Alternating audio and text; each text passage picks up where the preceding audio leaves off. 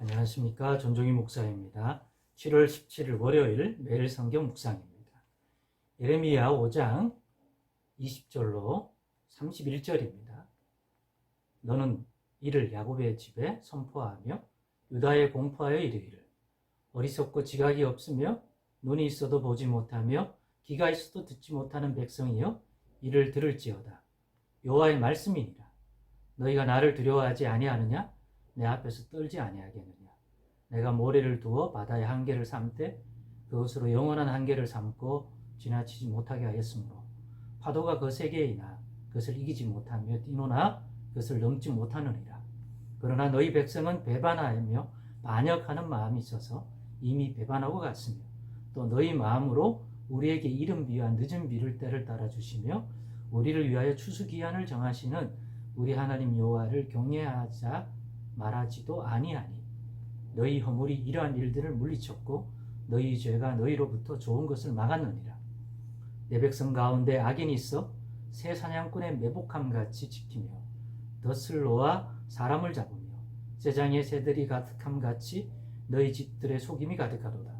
그러므로 너희가 번창하고 거부가 되어 살찌고 윤택하며 또 행위가 심히 악하여 자기 이익을 얻으려고 송사 곧 고아의 송사를 공정하게 하지 아니하며 윗민의 재판을 공정하게 판결하지 아니하니 내가 이 일들에 대하여 벌하지 아니하겠으며 내 마음이 이 같은 나라에 보복하지 아니하겠느냐.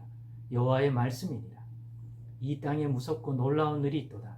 선지자들은 거짓을 예언하며 제사장들은 자기 권력으로 다스리며 내 백성은 그것을 좋게 여기니 마지막에는 너희가 어찌하려느냐. 아멘. 네, 오늘은 주시는 말씀을 통해 우리의 죄를 깨닫는 삶을 살자. 주시는 말씀을 통해 우리 죄를 깨닫는 삶을 살자. 라는 제목으로 묵상 나눔을 갖겠습니다. 왜 그러냐? 왜 주시는 말씀을 통해 우리의 죄를 깨닫는 삶을 살아야 하느냐? 그래야 그 죄로 인해 우리에게 임하는 하나님의 진노를 없이 할 수 있는 그러한 삶, 곧 회개의 길로 갈 수 있기 때문입니다. 하나님이 원하시는 회개의 길로 갈 수 있기 때문입니다. 그렇게 되면 다시 회복될 것입니다. 무엇이요? 하나님의 자녀들에게 약속하신 그 복이 회복될 겁니다. 만약 유다나 북이스라엘이 누렸던 그러한 삶이라면 그 가나안 땅도 주셔서 살고 있는 그 가나안 땅도 하나님이 주셔서 살게 되고 그 땅에서 풍성한 수확을 얻고 그렇게 평안을 누리고 행복하게 사는 것도 결국 하나님이 주신 거잖아요. 그런데 오늘 본문과 같은 이 말씀을 통하여 알려주시는 이 백성의 이런 죄, 하나님의 진노를 사게 함으로써 그동안 주셔서 누리게 했던 그러한 삶을 박탈하게 하시는, 자격 없다고 박탈하게 함으로써 누리지 못하게 된다면 그것을 다시 회복하여 누리게 만들어주는 그러한 길로 가려면 그 죄를 깨달아 회개해야 하나님이 그 진노가 그렇게 누리지 못하게 거둬갔던 것을 주실 거 아닙니까? 그러려면 그 진노를 일으킨 그 죄를 청산하고 없애야 되잖아요. 그러면 그 죄가 무엇인지를 구체적으로 알아야 될 거 아닙니까? 그런데 이러한 말씀을 통하여 알려주고 계시지 않습니까? 그래서 주시는 말씀을 통하여 우리의 죄를 깨닫는 삶을 살자는 것입니다.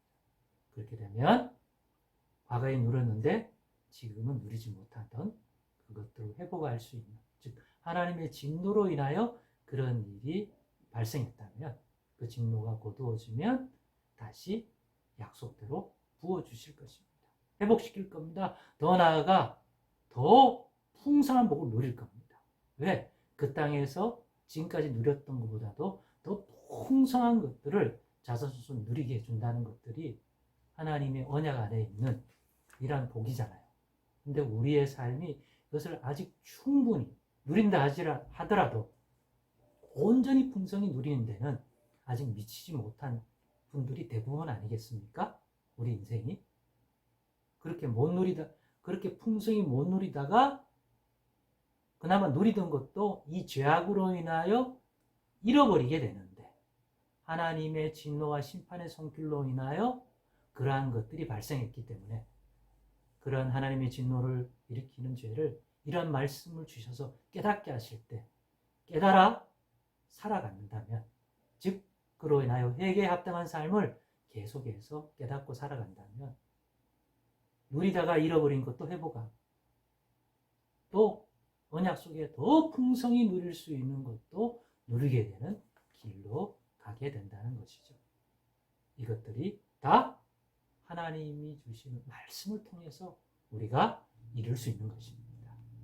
만약 영적으로 무뎌지고 죄악 속에서 분별을 잃어버려 우리 삶에 깃들여 있는 하나님의 진노를 익히는 죄가 어떤 것인지 깨닫지도 못할 정도로 무감각해져 있다면, 오늘 이 예레미야 선지자를 통해서 주시는 이런 내용처럼 이 백성이 어떤 죄를 또 어떤 부분에서 하나님의 진노를 사고 있는지를 깨닫게 된다면 분명히 그 길에서 그 죄에서부터 우리가 합당하게 돌이킬 수 있게 되는 거 아닙니까?